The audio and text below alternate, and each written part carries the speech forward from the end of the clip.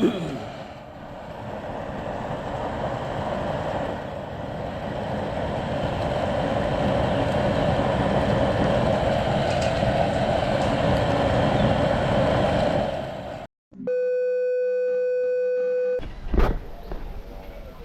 kumusta? Yun, gagawa na naman tayo ng panibagong kalan Dius oil ngayon. Gagamitin natin ngayon itong single kalan na sira na ito mga idol. At meron po tayo ditong hub ng motor. Ito po mga idol, galing po ito sa headlight ng lumang motor. Kinuha ko. Pinutulan ko ng konti para magiging ganyan. Kasi pag ito kasi mga idol, medyo maiksi lang. Tapos hindi po ito nagwi-welding. Unless kung marunong tayo mag-welding gamit po ang aluminum. Ito po ay aluminum. And then sa project na ito mga idol, bumili tayo ng GA pipe. Gumastos tayo dito ng kaunti para gumanda-ganda naman yung ating project. At meron po tayo ditong, ito po ay galing po dito. Pipe po siya para sa oil. Din meron po ako ditong pinorma na rebar para po ito sa paglalagyan ng use oil, ganyan. Okay?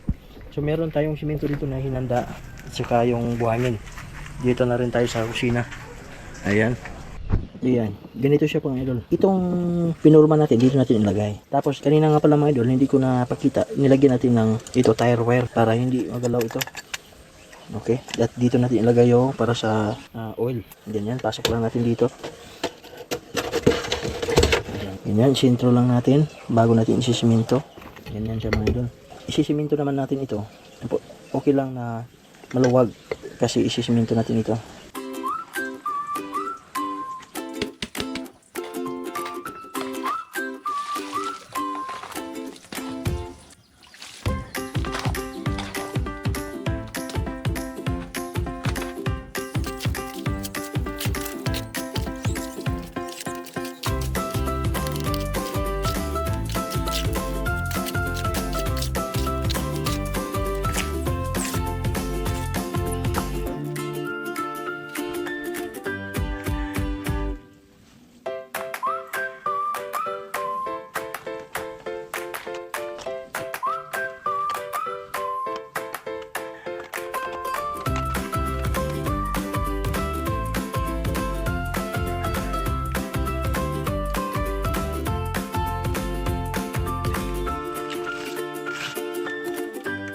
Nakalimutan ko pala ipakita sa inyo ito mga idol kung nagdugtong tayo ng kahoy, magpurma tayo kasi hindi natin naisip na baka mag-leaking ba, kaya nilagyan natin ito.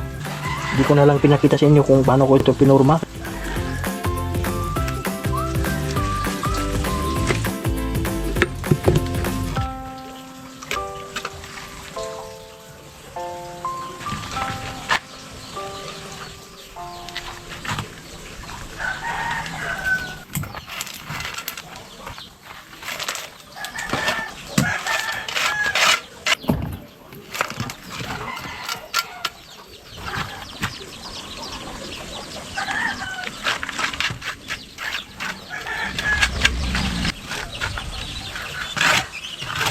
Okay.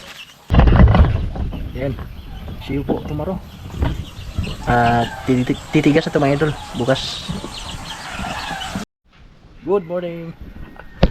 Ayan. At welcome back sa King Channel. Bubuksan na po natin. Ito po yung pang 3 araw na po ito. Para tumigas talaga. Matibay ba. Nagputol ako ng rebar. Ganyan yung 5. Bali 5 po ito. 1, 2, 3, 4, 5. Ito yung kanyang metal pero natanggal. So ayan, nilagyan ko na pala ito ng GI pipe para sa stand kasi naisip ko baka hindi siya mag-level, baka pa ano yung uga-uga yung ating kalan, kaya nilagyan ko na ng 4. Ganyan. At bubuksan na natin ito mga idol.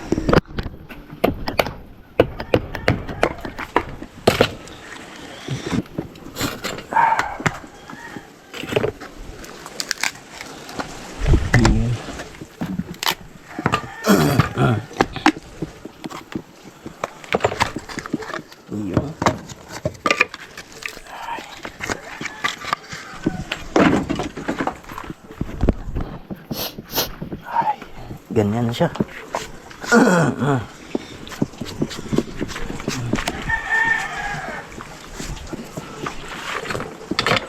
Tapos, mabigat ito mga idol. Mga nasa 10 kilos siguro ito, mahigit. Ayun. Ayan. At ito, bubutasan natin ito. Ayan. Bubutasan natin. Ganyan lang siya mga idol. Pag ito kasi nilagay natin, hindi siya ma-flat. Kasi, ang simento na level dito sa nilagay natin na yung dinugtong natin galing sa headlight ng motor. Kaya ang gagawin natin para ibubutas natin dito ganyan. Ganyan siya. Ganyan, bubutasan natin dito. 5 po siya, 5. So, ipoporma lang natin siya. Actually mga idol, hindi siya na swak talaga sa gitna kasi yung paglagay natin ng buhangin, umusli siya. Gumalaw. Kaya medyo malaki konti dito. Dito lumiit. Ganyan lang natin.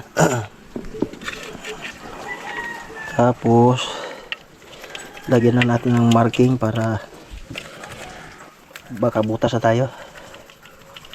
Okay. Dito. Ayan. Okay.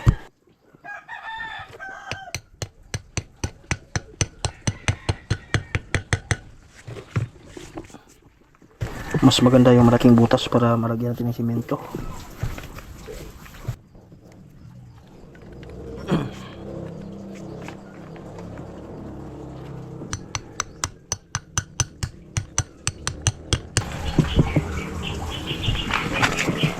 Ayan. Pangit.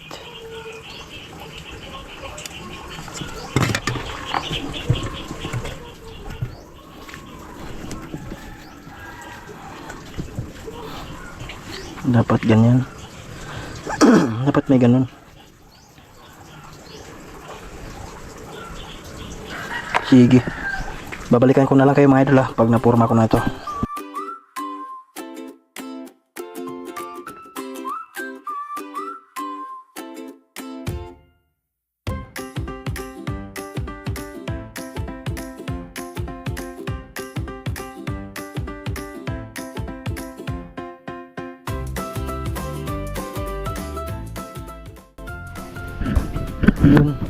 Yun na mga idol. Ito lang. Ayun, isisimento natin ito. Ganyan lang siya. Para ayun. So, magsisimento na tayo. Marami yung lagay natin.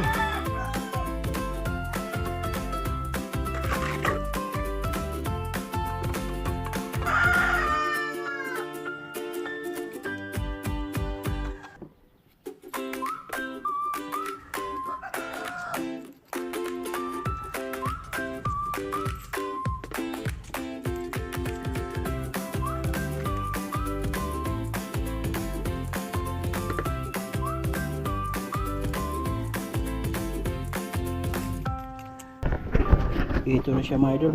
Patutuyuin lang natin ito. Then magbutas na tayo dito. Bali dito sa ibaba 6, dito sa pangalawa 4, dito naman siguro 7 to or 8. Dito sa itaas 4. 1, 2, 3, 4.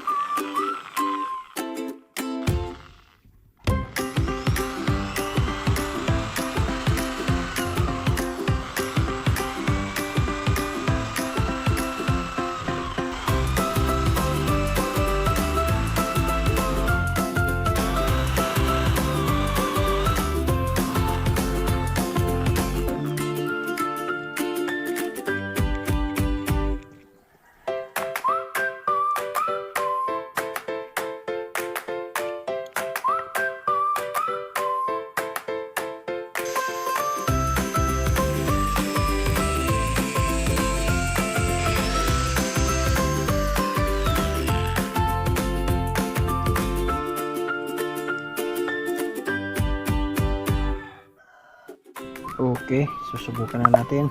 Ito po yung ating luma, yung galing dyan. Lagay natin dito. Ganyan ba? Simple lang. Simpleng idea lang. Tapos ito, lalagyan natin yan ng siguro takip ng tansan. Idikit natin.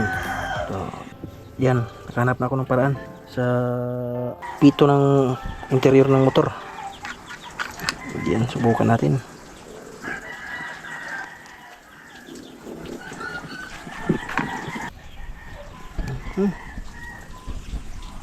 Hindi magkano na ilo. Mahina yung buga. Maliit kasi yung butas. Yung butas na.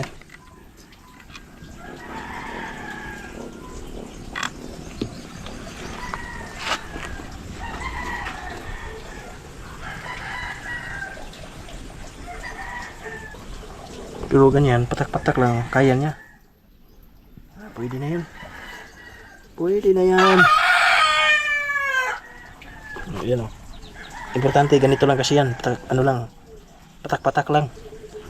Sa umpisa lang, kailangan mo ng lagyan, punduhan ng oil.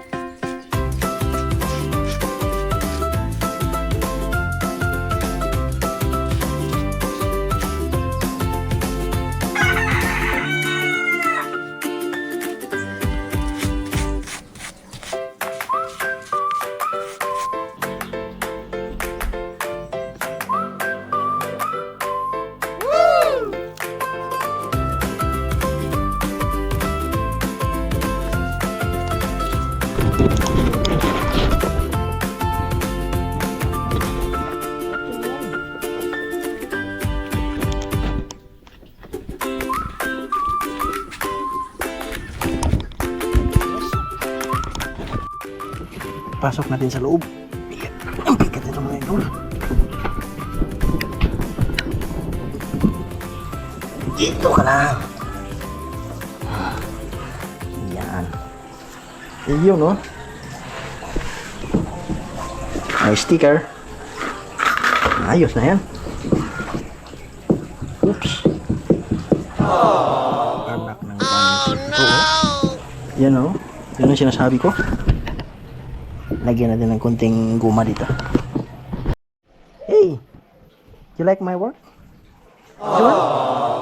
Wow. We have a problem here. We don't have wire for electricity. We must find a way to put a wire. Walang wire dito mga idol. Extension. Di pa kasi ito napagawa yung aming kusina. Pinasok ko na para masubukan natin. Lagyan natin ng oil para may may pundo. Tapos lagyan natin ng tissue. Maganda kasi yung tissue mga idol, mabilis lang makaapoy tapos matagal din magiging abo. Hindi katulad sa papel, ilang minuto lang, isang lutuan lang, wala na.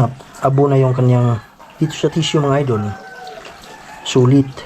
Yun nga lang, gagastos ka ng pambili ng tissue. Ayan na. Okay. Tapos balik dyan. See that? Amazing. Wow. Tapos, hahanap na ako ng paraan para malagyan ito ng wire. Okay? Mamaya na lang. Dahil susubukan natin yung pinturahan natin yan. Yun o. Tapos, ito, nakabandera kasi. Ididikit na lang natin to. O, dito lang na lang. Dito lang muna. Temporary. Tawag na tayo.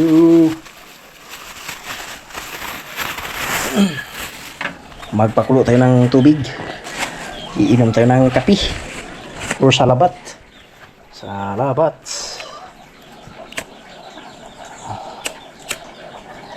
Ayan na.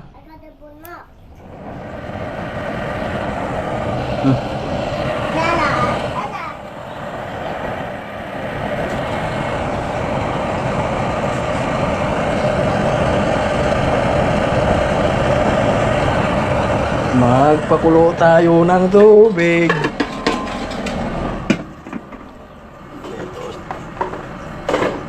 makikita natin kung iitim ba yung ano, yung kanyang puwitan. Ito ha. Wala itong itim mga idol, oh. Yan. Takip. Walang takip. Nako, ito na lang. Hindi ka siya. Hanap tayo ng takip dito. Ay, ito ba? Hala ka si Batman. Nako, hindi. Walang takip. Yan na lang. Mahina yung apoy mga idol. Mahina.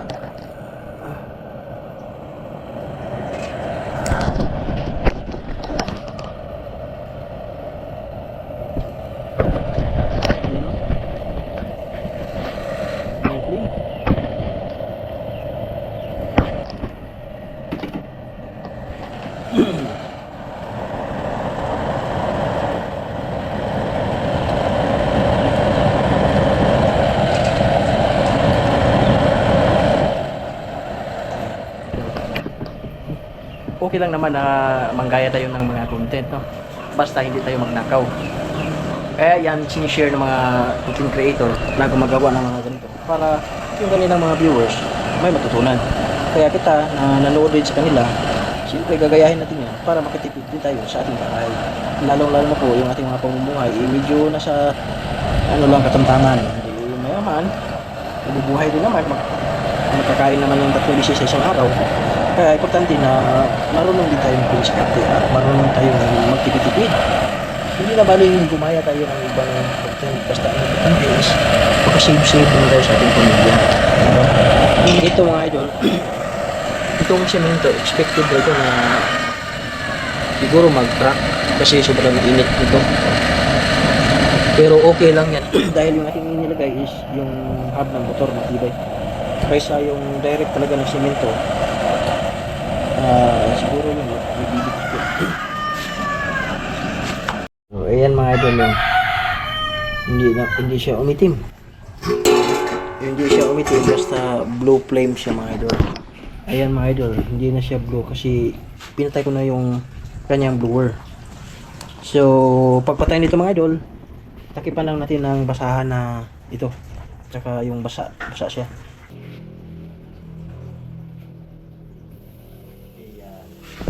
Ganun lang. Turn off na.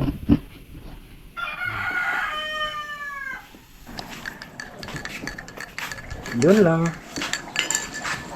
At yung usok niya mga idol, pag pinatay, mabaho talaga.